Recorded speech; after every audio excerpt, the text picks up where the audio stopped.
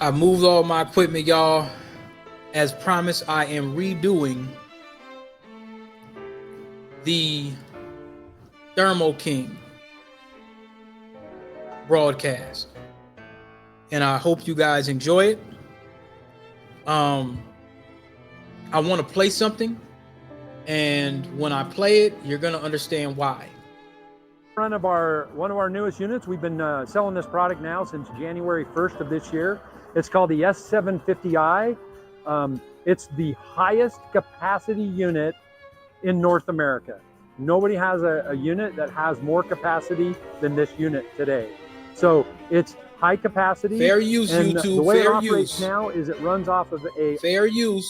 Fair use. I'll put that out there. Fair use. all electric compressor. And so we've decoupled the compressor from the engine. We now have a generator slightly larger than our previous unit. And that generator is what powers up the compressor, and the compressor runs off electric power. And so it also has standby electric capability, so you can plug it in and run it. If you're at a distribution center and you have 460 volts, you can plug it in, and then it doesn't have to use the diesel engine to run it all. It also has our latest version of the controller. So it has a brand new controller in it, first launch from Thermo King, and it's the smartest controller that we've had to date. And it uses 3 engine speeds to determine, how much demand is needed for the refrigeration to be able to conserve energy. And it's on par with fuel economy with our S600 unit that we have today that you can purchase today. And so better fuel economy than our S700 high capacity unit, higher capacity, all CARB and EPA compliant evergreen unit. All right. Now there's a reason why I played this.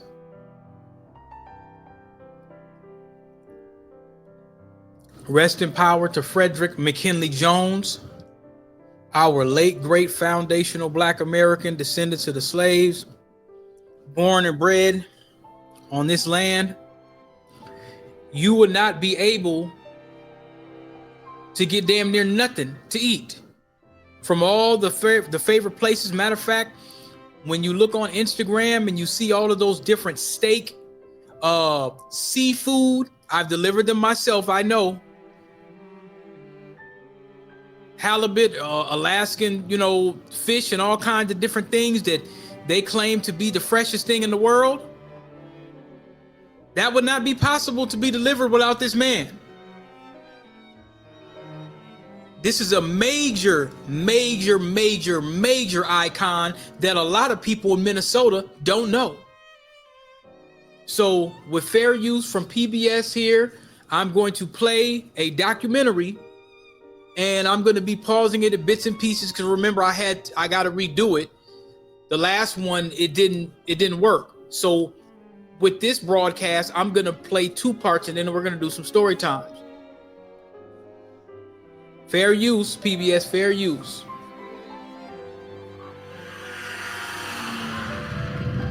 In 1921, a speedy contraption skidded across the snow-covered fields of Minnesota's Red River Valley. An airplane propeller, car engine, and other parts were cobbled together into one of the first snowmobiles ever built. The man behind the snow sled was Frederick McKinley Jones, an African-American tinkerer turned engineer, whose work would change his hometown of Halleck, Minnesota, and later change the world. He sought knowledge and sought understanding. So, not only did his interest in the world and technology lead to a great career for him, but it also led him down all these different paths. When he was a boy, Fred liked to tinker with his father's pocket watch. Eventually orphaned, Fred turned his tinkering toward early automobiles. Working odd jobs throughout the Midwest, Fred ended up on a large farm in northwestern Minnesota, run by Walter Hill, son of empire builder James J. Hill. Now, I was going to say this before. Let me turn on my mic a little bit. I was going to say this before, you guys. Let me make sure it's good this time because I don't want no problems. Make sure that it's okay. It looks like it's all right. The J.J. Hill House in St. Paul is humongous. I want y'all to understand that.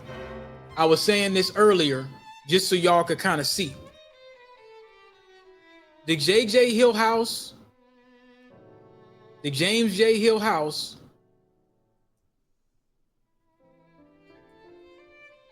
on Summit Avenue. And there's very, very few black people to stay over here, and you're gonna see why. This is how you gotta come when you over there on Summit. This is how you're coming when you on Summit. Now, this isn't the suburbs. For people that don't live over here, now when we talk about the Rondo neighborhood that I talked about, Rondo Avenue right here, they destroyed our entire neighborhood. I want y'all to understand that. They destroyed our entire neighborhood with 94 right here. Okay? Now, the black folks, they gonna be over here off of University. They gonna be in Frogtown. The black folks, the Hmong, the Cambodians or whatever, they gonna be all over here. But when you come over here on Summit, and when I zoom in and I show you what Summit looks like, you gonna understand why, if you ain't sitting on $500,000 to a couple million a year, I'm just showing you what it looks like. I'm just reading you the mail. When you get over here, you gotta pay to play. And I'm not talking, this ain't the suburbs. This is St. Paul. This is very accessible, especially the Griggs Mansion. You want to go chase some poltergeists? You want to get scared out of your mind? Go down here. That looks weird. I'm just saying. We thought about touring it at one point. This is the Griggs Mansion. They say it's supposed to be the most haunted house in Minnesota. I don't know. I'm not much with the Hanks. I don't know if I believe in it, but I'm just saying. I wouldn't advise it, but if you want to go down there, what I'm saying is, yeah, you start messing with Grand, you start messing with Summit Avenue and stuff like that. You talk about big bucks. And as I was saying before, any of this little area, the McAllister Groveland area, Highland Park, forget about it. All of these little areas right here, yeah, it's going to hit you. Black folks over here off of Maryland, they on the east side, Payne and Phelan, Dayton's Bluff. Maybe a little bit over here, over in Maplewood, whatnot. Yeah, but you're not coming over here unless you're sitting on a couple million a year. You just kind of letting y'all know. So the J.J. Hill House, he owned J.J. Hill. He owned the railroad. So I just want y'all to get a backdrop on what kind of wealth we're dealing with. All right. Here, Fred found work as an engineer, and he found a home in Halleck. The year was 1912. This phenomenal fix-it man kept Halleck up and running in these early days of gas engines and electricity. After fighting in World War I, Fred Jones returned. And he fought in World War I. So that debunks, black Americans are lazy. Negro, please. He fought in the war too. Halleck, and to his lifelong passion for automobiles. At the tracks around the region, Fred would run into a lot of bigoted drivers and race organizers, but all things were equal when the flag was dropped, and Fred dominated the area's races. Off the track, Fred's tinkering went beyond cars. His fix-it work was often to help a fellow Halleck resident, to meet the need of a neighbor. A local doctor complained to Fred about having to constantly haul aching patients from their rooms to the hospital x-ray station. Fred devised a portable x-ray machine. Radio had become a huge... Do y'all understand? This brother was like the George Washington Carver of tech. This brother was like the George Washington Carver of technology. American life by the 1920s. Fred and a partner created microphones and transmitters. With the advent of talkies, sound was also becoming part of the movies, but the owner of Halleck's Little Gym Theater couldn't afford a new sound system, so he went to Fred for a favor. Halleck's handyman devised a film sound system that was so innovative, it caught the eye of a Minneapolis entrepreneur named Joe Numero. Numero later admitted when Remember when I did the broadcast about what is Minneapolis culture? This right here. Because this is a culture from the freedmen that permeated through American culture nationwide, perhaps globally. Remember, his stuff, and they'll get to that in a minute, his inventions helped in the war. So we can't even say he's a local joker. These inventions were used in World War. So y'all really got to understand the magnitude of what his inventions did. black men entered his office, he thought it was a joke. I'm sure he was surrounded by others who may have at times doubted his ability. However, I'm sure that there were people who got it and then were able to support him. Numero and Jones started working. Let me break that down. So when he would walk into a lot of rooms, white supremacists and suspected white supremacists assume he gets a Negro that don't know nothing. Let's break that down. Let's just call it what it is. As he did for his neighbors in Halleck, Fred's work was often responding to calls for help and tackling problems that needed solving. In 1938, when his boss asked him to figure out a way to keep food from spoiling during overland transportation, Fred Jones went to work. Fair use PBT, fair use, or TBT. What he came up with was the world's first system for refrigerated transportation. The technology was applied to trucks and trains. Did you see that great? Let's go back.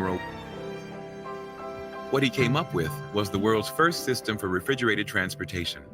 The world's first system. Let's go back one more time. Fred Jones went to work. What he came up with was the world's first system for refrigerated transportation. The technology. Let's pause that. He said the world. So I wasn't over speaking when I said globally. I wasn't just talking out my ASS. Take a look at this right here. Great Northern Railway. That's the same railway that JJ, the JJ guy that had a big mansion. Now I've been in that mansion. I've been in there. I know what it looks like. I employ anybody from Twin Cities to take a tour, so you could get some game. But and I will tell you that the kids didn't want it. The kids, they didn't want it. So I could be repeating myself with the other broadcast if it didn't, go through or whatnot. So I'm going to break down the history later because I got to combine these videos together because one of them, like I said, it didn't catch the audio. I don't know what happened. I should really record it with my podcast machine as well. That's what I got to start doing again. Better quality. So the world first. Was applied to trucks and trains, and the company Jones and Numero would call Thermo King. That's still here, y'all. That's out in Bloomington. That's in the 90s. I just call them the hundreds. That's in the 90s. 314 West 90th Street, world headquarters. That's still here. So when we say African Americans built this nation, we're not playing. We really built it for real. Not just picking cotton. Don't get folks. Don't tell your kids that we picked a bunch of cotton. We done made Queen Sugar and King Cotton what it is. But there's more. There's much more than sitting on a plantation picking cotton. Much more. Fred Jones made it possible to ship and receive perishables year-round. The supermarket was born. During World War II, Fred adapted the technology for the Army to help bring blood plasma and food to soldiers in the field. His technology that started off as a simple thing here in Minnesota ended up saving lives. And while there have always been black scientists and black engineers, their stories have not been in the forefront. And so having a Fred Jones, knowing his now with this brother, he's articulating now. When you hear people talk about what black Americans did not build and what we didn't do, oh, they're lazy, this, that, and the third, man, there's probably about 50 Frederick McKinley Jones that were on those plantations. They were subjugated to not be able to, well, they were considered to be 3/5 of a human, so they did not have any rights. They went as far as, remember what I called the Minnesota, the Dred Scott North. I said, we're above Jim Crow. Remember, I updated the terms. Dred Scott North. Black folks were not even allowed to be human. So they're like, well, you made that Negro. I'm just going to take it from you. You couldn't go to your master and say, well, master, I just made this. So, yeah, it's mine's. You couldn't do that. You couldn't do that back then. And even, I mean, if we could go as far as record deals and stuff, far as Delta Blues, we could go far into the 60s and the 70s. Bad deals, stolen property, stolen music, just everything. So whenever you hear, especially when you hear another black person say, well, yeah, they shouldn't have no reparations. Yes, they should. Because it's inventions upon inventions and patents that's been stolen left and right. There's probably a lot of stuff that black folks created we don't even know. Because, like I say, if you were on the plantation and you created something and you said, all right, I got this invention. It could have been a wheel or a doorknob or whatever the case may be. Something that you should have got the credit and paid for, but you're under servitude, apartheid, and slavery. You're not going to be able to get the credit. They going to get taken from you and say they did it. And then they going to turn around and say you're lazy. I think that's incredibly inspiring. Since his death in 1961, Frederick Jones has been recognized as one of America's great inventors and was the first African American to receive the National Medal of Technology. Fred Jones holds more than 50 patents. Fred posthumously received fame, although he never really gained fortune for all of his work at Thermo King. Now, this is what bothered me. I want to play this one more time. Because remember, I did that broadcast with Scott Joplin. I still haven't seen the movie yet, though. And it really bothered me. What he said here. Patents. Fred posthumously received fame, although he never really gained fortune for all of his work. So you give a Negro an award after I'm dead, and he didn't really get fortune. So I'm like, well, wait a minute. What was signed? What happened? You see what I'm saying? What's up with all of these inventions and stuff we created? You know, what happened with the business? Because, like I said, this is something that, this is global. It's a damn shame that his descendants ain't billionaires behind this. I hope the kids got some kind of money behind it, because I know Thermo King was sold and resold and all of that. And that's bothersome. We're going to look into that in a minute here. Hold on. But the fact that his work helped so many, just like his tinkering up in Halleck helped his neighbors, might have made it all right for Fred and his family. His quiet inspiration is another lasting invention. Fred now let me go back. Fame, although he never really gained fortune for all of his work at Thermo King. But the fact that his work helped so many, just like his tinkering up in Halleck helped his neighbors, might have made it all right for Fred and his family. All right. And y'all know what I'm going to say. Now, I'm not going to cast aspersions on this brother. But now, man. Okay. I didn't see this pic till later. And I said, oh, okay. Did she preserve his riches? Did he have any kids? Did she preserve the money that he should have got? Did she fight? Did she take up? Because I'm looking at this picture here, and I'm not saying that she didn't, but by very fact, by when that brother said that he didn't gain no fortune, it makes you wonder a lot, don't it? It really does. I'm looking at this picture here, and I'm like, man, did he have any kids? I mean, what happened? I'm assuming that this is his wife. So let's take a step back and look at Thermo King real quick. Let's just walk with me, y'all. We're going to have to look at this because this really bothers me here. I don't know what kind of deal to sign, but a Thermo King, as you could see, let's just blow past all of the information up front and let's just go straight to the careers. You know me, I'm an IT nigga. I'm an IT Negro. So I want to know, what are the IT positions? They got a career bots. It looks like they're doing all right. I want to know what the IT positions are. Engineering and technology, because that's going to tell me you got strong IT positions, you got a strong company. You got a strong company, you know.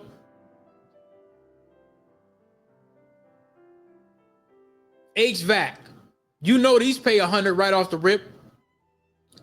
Senior chemist, manufacturing engineering, automation mechanical engineer, advanced technology, VP. Hell, let's click on that. That's in Davidson, North Carolina. You know this is 150. PhD. Now what they start doing was they start putting the salaries up for this stuff, y'all. There's a reason why I'm doing this. There's a good reason why I'm doing this, y'all. Because when I start looking at a company, I go straight to the IT section. Now, you notice it says Train Technologies. I think I applied here before. Cybersecurity engineer. India. Well, hell. Bangalore, India. Get Patel over here for a couple crumbs. 5 years, 2 years of cybersecurity, understanding of OT systems, PCLS, project logic controllers. A lot of that is involved in HVAC when you're dealing with large HVAC, heating, cooling. They said working knowledge of common authentication mechanisms, experience with security frameworks such as NIST, CISSP is a plus. A background in system and network engineering or network administration and architecture is a plus. Working knowledge in multiple IT and zero trust domains, mobile, endpoint. Yeah, this is probably about 100, but it's over here in India, so it might be a little less. It went straight to Train Technologies. Let's go and look at Thermo King. Founded 1938. Joseph A. Nomura. Frederick McKinley Jones. This is the brains behind this brother right here. It's a subsidiary of Train Technologies, headquartered in Bloomington, Minnesota, right over there by the Mall of America. So by 1942, the brother developed the first portable refrigeration unit stationed overseas in World War II. 1949, annual revenues reached $3 million. Now, this is 1949, so that's probably like 20 million right now. Now, I want to know what happened. Now, they said in 97, Ingersoll Rand acquired Thermo King from Westinghouse for $2 billion cash and added to its climate control technology. So basically, I got a big company. You know, I might be worth 10, 15 billion. What I'm going to do is I'm going to offer you something you can't refuse. I got $2 billion cash for you. How you want that? And you might say, well, hell, all right, I'll go create another company. Let me get that $3 billion. At the time, Thermo King controlled close to half the global market for refrigeration equipment.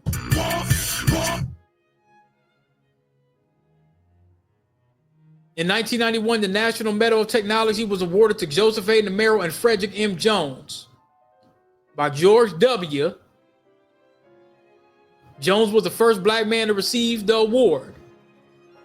But what the hell happened to why he didn't get a fortune? That's the question that we really, really need to ask here. What happened? Because I'm going to go to here and look at the About Us. It should. Here it is. Okay. Our founding vision of innovation and impact. He's the co-founder, self-taught engineer.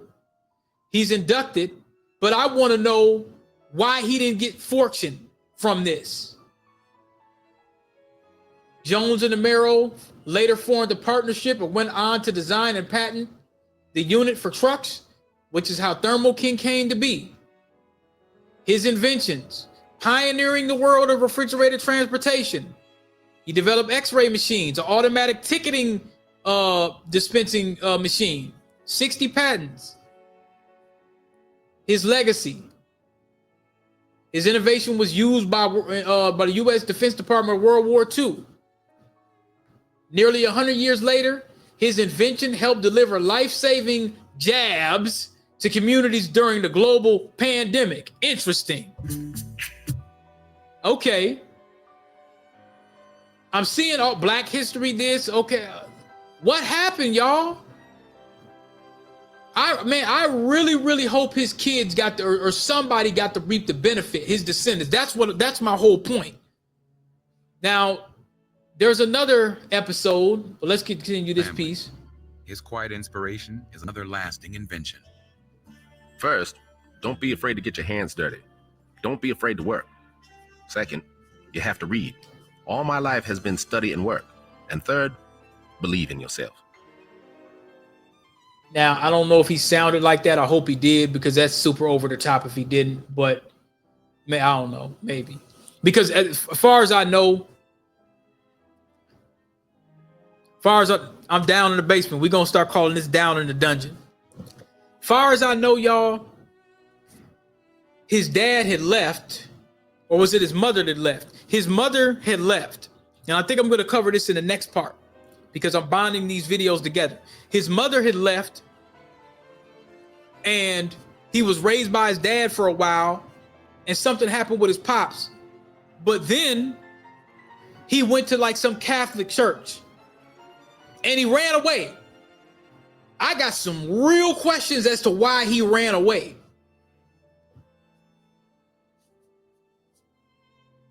I don't know. I got the tinfoil on. I don't know. I don't know. Was they doing something to him? I don't know. Makes me wonder, because he ran off at a very young age and went to go work at a garage. They say he was bored. I don't know. I don't know if the pastor was on something funny. We'll probably never find out. But it makes me wonder. Yeah, I moved this down to the basement, y'all. Actually, it looks a little better. I mean, you got some wood and stuff like that in the background, but you know, I could change the backgrounds, but then it starts making me look all weird and everything. So, but I want to play this too as well. Well, he was one of the most prolific African-American inventors in our nation's history, and he called Minnesota home. His most famous invention helped create several new industries, from frozen Fair use, and we'll continue. foods to supermarkets to fast food restaurants. In tonight's Voices for Change story, Maury Glover looks at the life and legacy of Frederick McKinley Jones. He was a genius. He saw a problem and solved it. When you go to the supermarket, your pick of fresh fruits and vegetables is at your fingertips year-round. But did you know an African-American inventor from Minnesota is responsible for creating the technology that makes that possible? Flowers in the middle of winter, pineapples, coconuts. It was unheard of until Fred came up with it. So for all these old pompous, old Black people didn't contribute this, that, and the third, for you to have your overpriced latte and your little smoothie and all that, yeah, because of this dude. Yeah. This is the history of Thermo King in Bloomington, starting with Fred Jones and Joe. And you know, like I say, I don't have a personal gripe towards Thermo King because I don't know about the paperwork. I'm glad that they are showcasing this, because they should. Every Black kid, every kid in America, especially in Minnesota. You got kids, man, in Minnesota, they know who Trap Boy Freddy is or whoever the hell these niggas is, but they don't know who Gordon Parks is. That's that question again. What is Minneapolis culture? This is Minneapolis culture. What's the Minneapolis sound? Morris Day, the Prince, Sound of Blackness. You know what I'm saying? When you start talking about, all right, what has Minnesota brought to the table? This. You see what I'm saying? That's Minnesota culture. When you want to ask, well, what is Minnesota culture? If somebody says, hey man, what y'all do in Minnesota? outside of the Timberwolves and the Vikings. When you out, you could say McKinley Jones. You got a smoothie because we got a foundational black that created this in the 1900s. You can say that.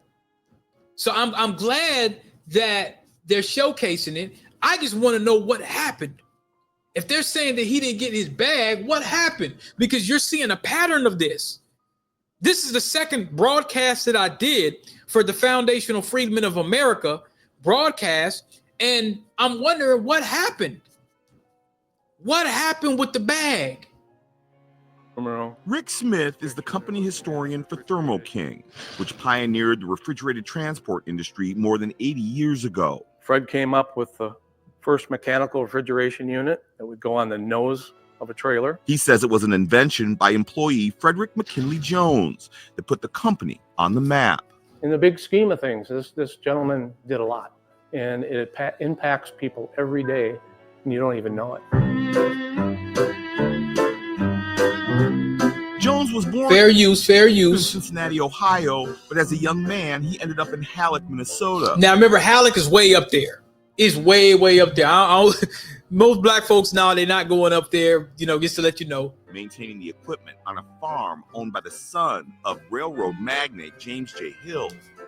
Smith says Jones was a mechanical genius who built an early version of the snowmobile with a car engine and an airplane propeller on the back.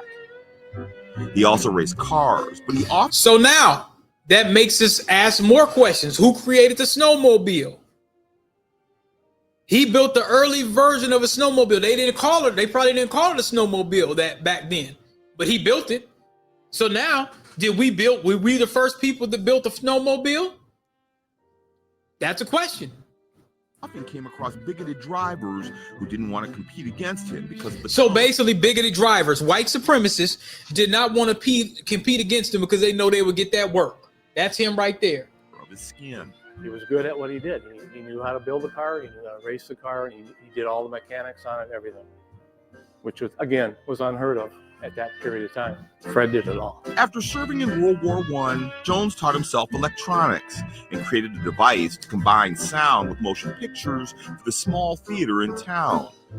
That caught the attention of Minneapolis entrepreneur Joe Numero, who offered Jones a job to improve the sound equipment made by his company without meeting him. But when Jones showed up at his office, at first Numero thought it was a joke. He thought, this black man standing in the lobby can't possibly be... So he didn't know. So that makes you wonder, was he a suspected race soldier? You assumed, and see, that's that social Darwinism stuff. Oh, they're not capable of that. That's that bell curve. Remember when Dr. Francis Cress Welsing ate Dr. Shockley alive? That's that bell curve stuff. Well, their brains, their nose, it's too wide. They can't take in that information with a Negro brain. That's that white supremacist psyche. I didn't say it. He said it. He admitted that. Man, I thought it was a joke. This Negro don't know all this. Yes, that he heard about. So he kind of started quizzing him. What do you know about microphones? What do you know about speakers? And Fred just told him everything he wanted to hear until Joe finally said, whoa, you're the real guy. Years later, Numero was playing golf with a friend who owned a trucking business. And he told Numero he wished someone would Now that still happens to this day, y'all. Let's break this down. We talk about being black in IT. How many of y'all, black folks I'm talking to tonight, how many of y'all have had that situation? Certified up to yin yang, no more than the guy interviewing you. The rest of the team mediocre as hell. And you get that quiz. That still goes on to this day. With a refrigerated trailer. Numero. Now, I never seen this picture before. This is the first time I seen this. So this must be with him with his guys. At him $5, his resident genius, Jones, could figure it out. Joe Numero came back to Fred McKinley Jones and said, hey, I need you to create this refrigerated unit. And within a couple of weeks, we had a prototype. And within a short period of time after that, we had the first mechanical refrigeration unit. So that's crazy. How this industry got started. That's nuts. On a golf course. The invention became the basis for Numero's new company, Thermo King, in 1938. And Jones received a patent for his invention a couple of years later. The portable air cooling unit allowed trucks to carry fresh food anywhere across the country without spoiling, ushering in the era of the supermarket. During World War II, the military also used Jones's invention to transport and store blood, medicine, and food for troops on the front lines. I was eating nectarines the other day. I'm like, how can you eat a nectarine? Oh, so this brother's the VP. Okay. Go ahead, Dwayne. Me the power, I beg of you. Me the. Go ahead, Dwayne. Get that money, brother. Get that bag. Yes, sir. All right.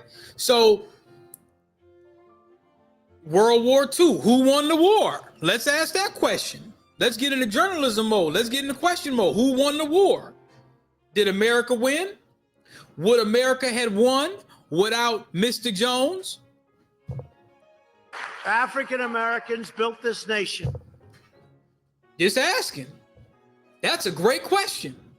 Minnesota, when it's 20 below.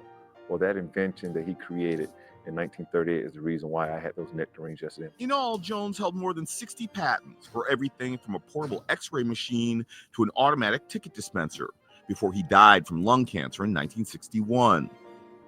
30 years later, President George Bush Sr. posthumously awarded his widow the National Medal of Technology, making Jones... All right. So that's his widow. Remember that picture I sent earlier? Jones the first African-American to receive the honor. Being an African-American person, it fills me with joy and pride that he did such a great thing for our society. This is the actual first unit created in 1938. A refurbished version of Jones's most prominent achievement is on display at Thermo King headquarters, and later versions are still being used to transport life-saving vaccines during the pandemic today, further cementing Jones's legacy for future generations as the king of cool. We talk about all these great things that are happening now, the Googles and the Microsofts. Well, I say, hey, Fred Jones started something very important back in 1938, and we all are benefiting from it today. For Voices for Change, Maury Glover. Yeah, Google and Microsoft and all of these places, you got to think, this was what he did. You got to think, Amazon sells a ton of food, refrigerated food, everything. And that's why I asked, I said, man, who preserved the bag? They didn't mention anything about kids. But this is the thing that I have to ask with all the when you start having situations where we're inventing stuff like this, and you're like, okay, like with Scott Joplin, I wasn't gonna break it down till later, but I got this post that I made. And I did a broadcast the other day, and this happened. Monetization. Now, this is supposed to be public damn works, right? The Entertainer, Rage Time, Two-Step 1902. Orchard Music on behalf of Legacy International. Okay. So,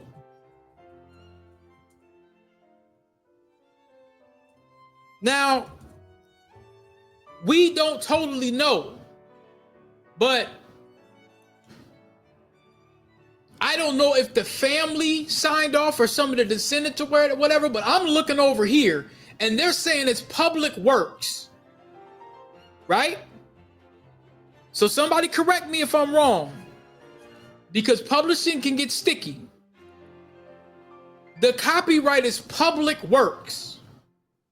So you lose the copyright. Right? But these folks got the publishing. You see Orchard, Sony Music. I'm just trying to figure it out here. Who has the publishing?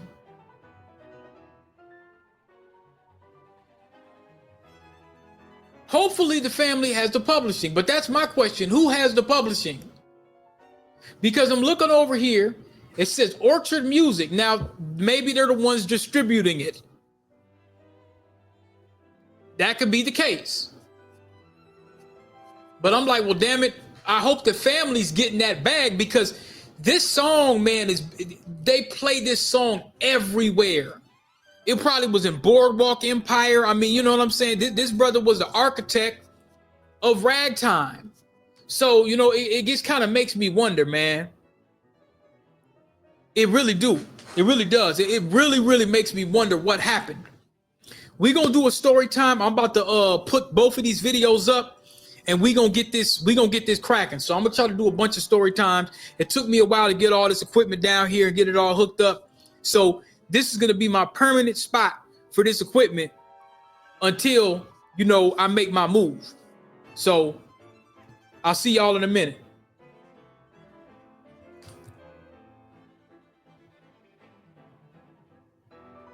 So he was born in 1893. Oh, come on, don't freeze up on me now. What the hell's going on? 61 patents, 40 for refrigeration technology. I'm not sure what happened.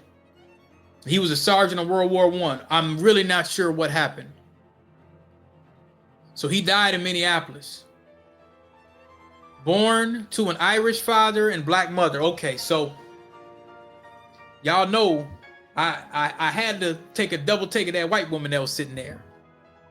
So I was kind of wondering, but he's in Minnesota, so maybe he got away with it. But, you know, half Irish, half black, half, you know, he's mixed. So now, he couldn't pass, though. He couldn't pass. But they called him the King of Cool. I think I'm going to make that the title. So in 1912, he moved to Halleck, Minnesota. Now, where is Halleck, Minnesota? All right. It's in Kitson County. So we're going to go down the line, and I'm going to show you where it is. So it's up there. It's literally up there in Canada, damn near. Yeah, it's pretty far up. It's up there, y'all. I didn't know it was that far up. It's literally on the edge of Canada. So he was born in Covington, Kentucky. So they didn't know, they saying that he didn't know much about his mother. His mother left his life when he was young. So his father, John Jones, struggled to raise him. And Jones was raised by a Catholic priest, Father Ryan, in Cincinnati, Ohio, near Covington.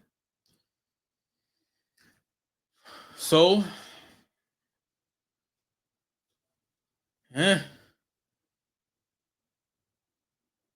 looks like Father Ryan took in Jones around the age of 7, and 2 years later, John Jones died. So he didn't get a ton of time to spend around his pops, it seems like. He left school at age 11 in 6th grade. He went to Cincinnati working odd jobs in a role as the garage cleaner boy. So, you know, black folks back in the day had to work early. Age 14, he was working as an automobile mechanic. And he was later named the garage foreman.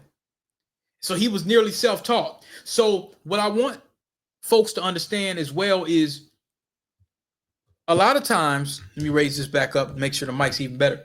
A lot of times we taught ourselves, like I taught myself when it comes to tech. There was a joke in the family, well, Derek's probably going to be into tech. I remember that. I remember the first time I heard the term email. It might have been 92. It might have been, I was very, very young. There were, you know, I don't even remember when, let me see, when the email come out. We'll come back to that. We'll come back to Mr. Jones. So email, the first email, the modern meaning of it was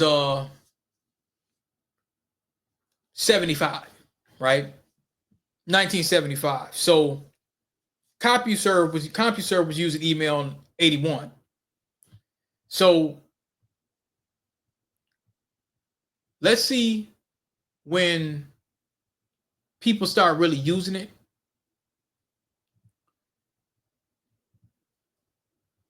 I got my first email address. Might have been the late 90s. I don't even think I had an email in high school. In high school, I don't think I had an email.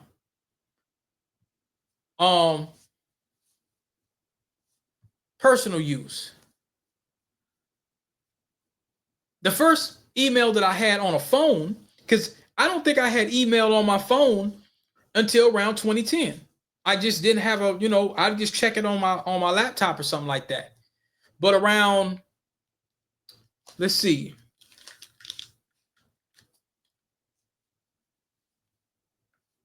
2010, 2011, stuff like that. Like, we didn't really have them on our phones really too much. They said 2010 Americans visiting email websites fell about 6% after peaking in November 2009. 2015 survey of Android users showed that people 13 to 24 use messaging apps, So I probably didn't really start messing with email until the 90s. Anyway, let's get back to it. So this brother was 14 as an auto mechanic. Then he moved to Halleck, Minnesota, 1912, where he worked as a mechanic on a 50,000 acre farm. Now that farm was owned by James J. Hill. Google James J. Hill. James J. Hill also owned the Great Northern Railroad. So it says Jones' proximity to Hill, the railroad facilitated his education and electricity. Okay, so James lived there for 20 years and would later say in a newspaper that Halleck was a place where a man was judged more on his character and ability than the color of his skin. So with that statement, now, if you had no abilities or no skill set, they ain't rocking with you. So he received his engineering license at age 20. Then he took part in World War I in an all-black unit using his mechanical skills, and he was promoted to sergeant and an electrician teaching other soldiers. So he was around black folk. It sounded like he was raised in a white environment. So I'm not going to really cast aspersions. Now, when I seen that woman on his arm in that picture, I said, well, that's probably what he leaned towards, but it is what it is. Like I said, I don't, it don't sound to me that early on, in his younger years, he was around a lot of black folk, but he wouldn't be able to pass. So they got him over there in the black unit for World War I. So after military service in World War I, now let's go back to the military service. So he was in an all-black unit until his mechanical skills were spotted. See? They put him over there until they seen what he could do. So he wasn't good enough for them just being who he was. You see what I'm saying? So he was promoted to sergeant, working as an electrician, teaching other soldiers because he had that skill set.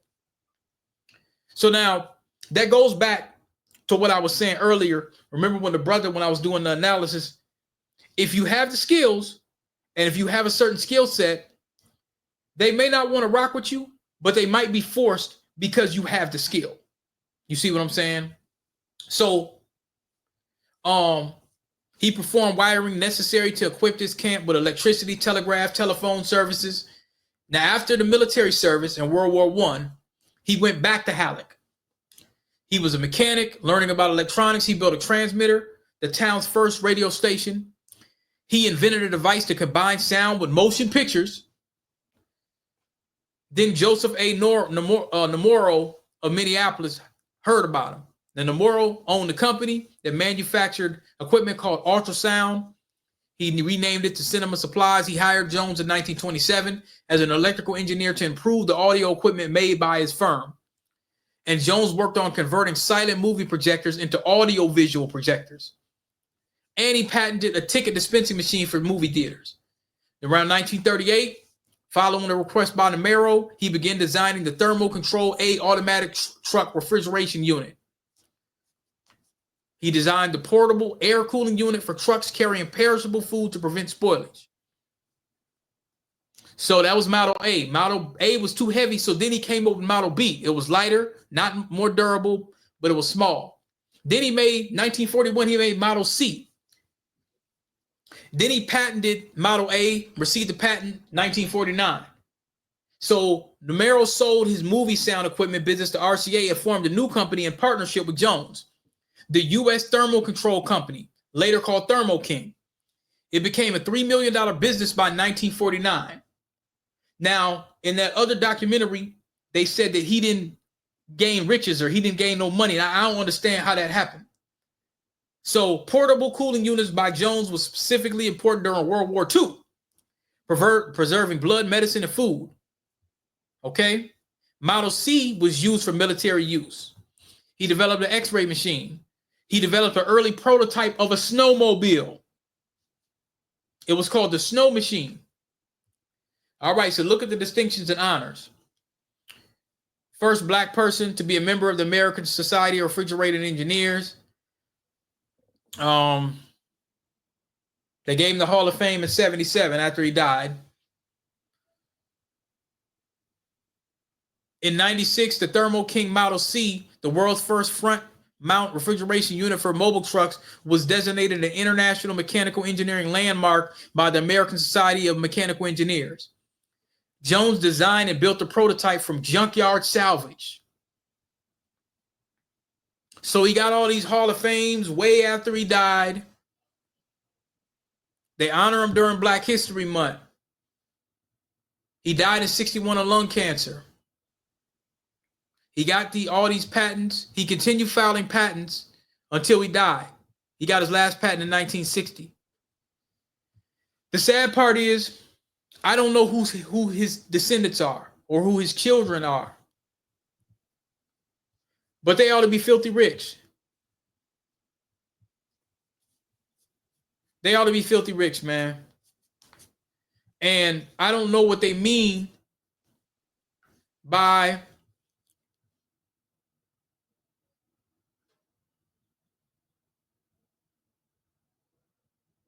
I'm looking at another thing, Hall of Fame, where they said it says when he was 9, his mother passed, and he was sent to St. Anne Catholic Church, where he was raised by a priest.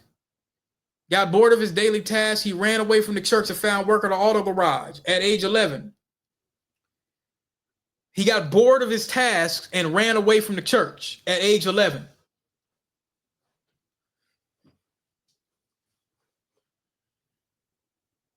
When kids run away, usually something's wrong. I don't know. Because usually if other men that see you have a skill set, because he was smart, so he became a full-time mechanic by 14 and 15 and began supervising the garage as mechanic foreman as a teenager. But he ran away from the church at 11 because they say he was bored of his work. What that tells me, between the ages of 11 to 14, even 11 to 13, he was already a beast working with his hands with certain stuff. So somebody in that church had to know he was already like that. Just like people could tell that I was smart when I was a kid. Now, I wasn't inventing stuff as like a genius and stuff, but they knew that I had an above level intellect when it comes to working with certain things. So if you ran away, it makes me wonder what was going on. I just find it very odd. But I'm trying to find where his descendants is. See, that's where I'm kind of getting at here. Because the next, not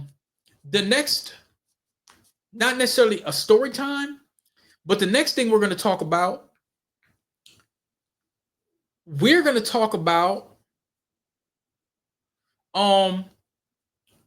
eventually, there's a PDF that I have from a very long time ago. Did technology hurt record sales? You see what I'm saying? Did technology hurt record sales. But I'm going to have to bring JT, the bigger figure, in the fold, looking at what the Bay Area did. But when you look at streaming, artists get paid less. They get paid less. But it's easier to get your music out on streaming. His technology made possible the transportation of meat and dairy products using trucks, railroad cars, ships, planes. His technology revolutionized the distribution of food and perishables. And what's sad is, I was going to get into that, is what's his name? Hold on, let's go back in there. Scott Joplin. The copyright, he don't have it no more. I was talking to one of my homies, like, the Scott Joplin's descendants, they should have publishing that. Scott Joplin, a pioneer of ragtime, I heard that song over and over and over. And I'm going to play it because I don't think I'm going to get a copyright on the next, live. Who owns the patents now? Who is Jones' descendants? And I'm wondering, what about Joplin's? See, that's a major, major thing. I was discussing something with somebody the other day about, like, King and Ida B. Wells and Cress Wells and Neely Fuller and all all of our icons are great, especially the ones that wasn't Sambos. A lot of them died broke. That ain't supposed to happen. That's off code as hell. That's a terrible code of conduct within our population, within the so-called black community. That's bad, man. We're not supposed to be leaving our greats. They not supposed to be. They said Rosa Parks rent was getting paid by Papa John's dude or something like that. That's admirable. We were supposed to take care of that. We were supposed to handle that. Our greats and our revolutionaries, they ain't supposed to be damn broke. They ain't supposed to be broke. They ain't supposed to walk for nothing. And here you got the basketball players and the rapper, and I'm not knocking them for their money, but man, they supposed to be taken care of well. They ain't supposed to have no financial issues. Race soldiers, they take care of Rittenhouse, George Zimmerman. They take care of their greats.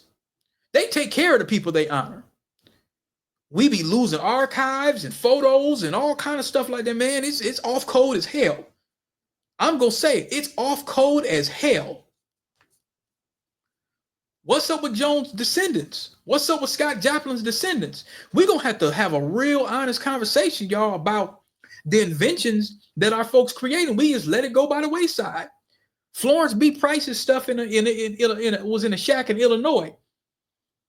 Her sheet music was in a damn shack.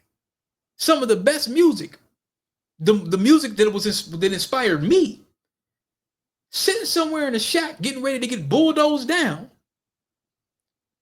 This is despicable. This is a pathetic behavior of black folks that needs to stop ASAP. We're supposed to take care of that.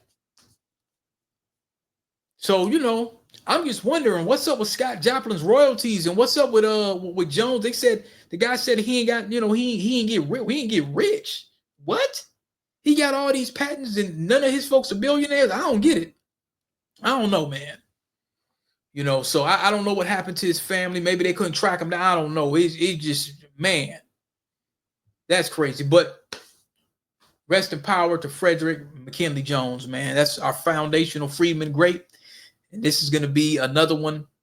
And this is going to be in a playlist of our foundational freedmen, and then we'll have other people too. We'll have like I did do a broadcast with the brother from Africa, from Nigeria, where I think they say he created the internet. He created something. They were trying to say he didn't do this and do that. And that's typical. You know what I'm saying? They always say, well, we ain't do. But yeah, we going to have some people from diaspora too. But man, 60 patents, man. 60 patents. And that was just heartbreaking. And it says Thermo King grew to be an international corporation, making over $1 billion in annual sales when it was bought out by Ingersoll Rand in 97. It's like, man, he was supposed to at least have 60 million out the deal, man. So his people supposed to be sitting on some millions. But that's the way the cookie crumbles. But it's off code as hell. I'm not talking about just him. just in general. This isn't something that just happens once. You keep seeing this, patents and copyrights and all kind of shit like that. You see what I'm saying? Like, you know. But anyway, we're gonna keep it going.